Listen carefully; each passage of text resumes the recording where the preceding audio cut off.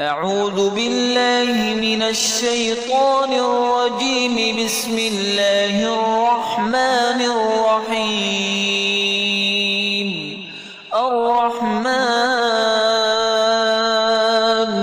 علم القرآن خلق الإنسان علمه البيان. الشمس والقمر بحسبان والنجم والشجر يسجدان. والسماء رفعها ووضع الميزان ألا تطغوا في الميزان وأقيموا الوزن بالقسط ولا تخسروا الميزان.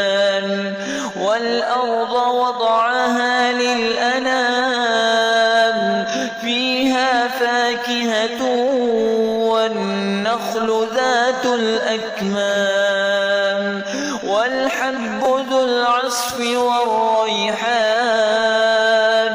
فبأي آلاء ربكما تكذبان؟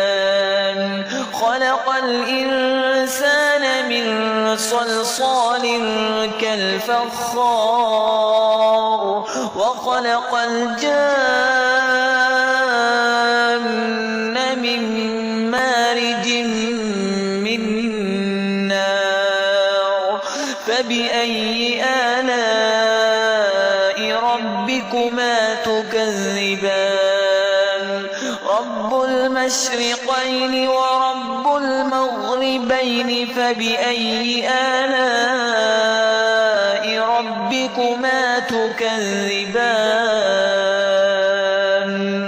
مرج البحرين يلتقيان بينهما برزخ لا يبغيان. فبأي آلاء ربكما تكذبان؟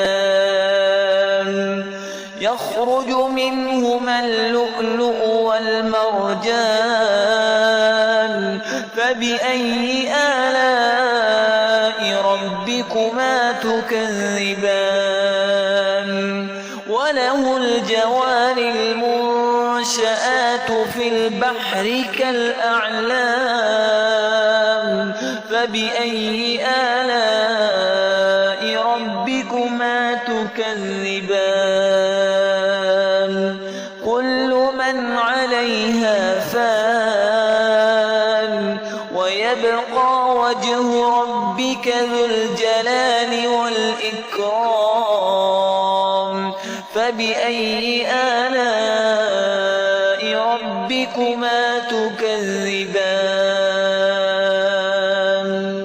يسأله من في السماوات والأرض كل يوم هو في شأن. فبأي آلاء ربكما تكذبان؟ سنفرغ لكم أيها الثقلان.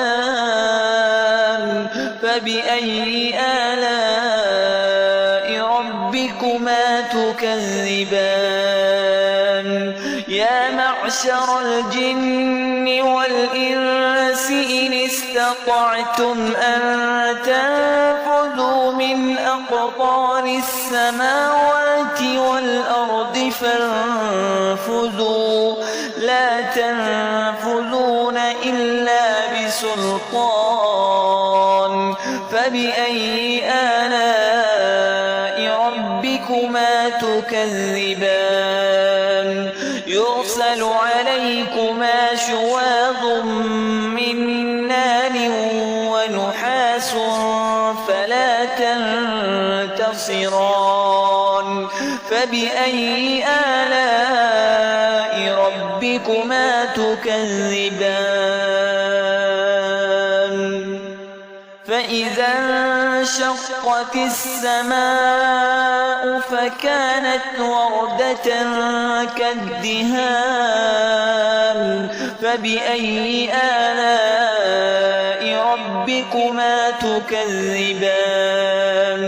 فيوم يومئذ لا يسأل عن ذنبه إنس ولا جان فبأي آلاء ربكما تكذبان يعرف المجرمون بسيماهم فيؤخذ بالنواصي والأقدام فبأي آلاء ربكما تكذبان هذه جهنم التي يكذب بها المجرمون يطوفون بينها وبين حميم آن فبأي آلاء ربكما تكذبان ولمن خاف مقام ربه جنتان فبأي آلاء ربكما تكذبان ذواتا أفنان فبأي آلاء ربكما تكذبان فيهما عينان تجريان فبأي آلاء ربكما تكذبان فيهما من كل فاكهة زوجان فبأي آلاء ربكما تكذبان متكئين على فرش بطائنها من استبرق وجنى الجنتين دان فبأي آلاء ربكما تكذبان فيهن قاصرات الطرف لم يطمثهن إنس قبلهم ولا جان فبأي آلاء ربكما تكذبان كأنهن الياقوت والمرجان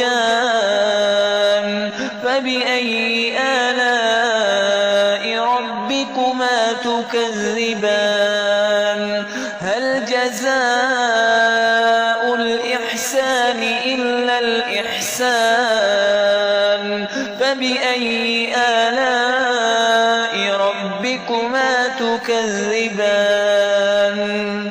ومن دونهما جنتان فبأي آلاء ربكما تكذبان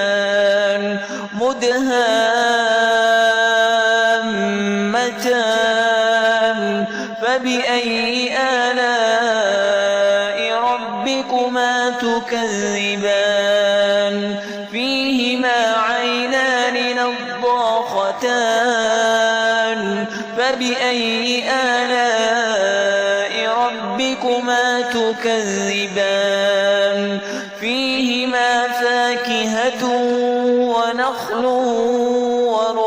ورمان فبأي آلاء ربكما تكذبان فيهن خيرات حسان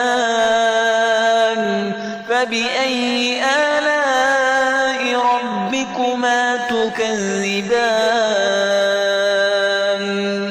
حور مقصورات في الخيام فبأي آلاء ربكما تكذبان لم يطمثهن إنس قبلهم ولا جان فبأي آلاء ربكما تكذبان متكئين على رفرف خضر وعبقري حسان فبأي آلاء ربكما تكذبان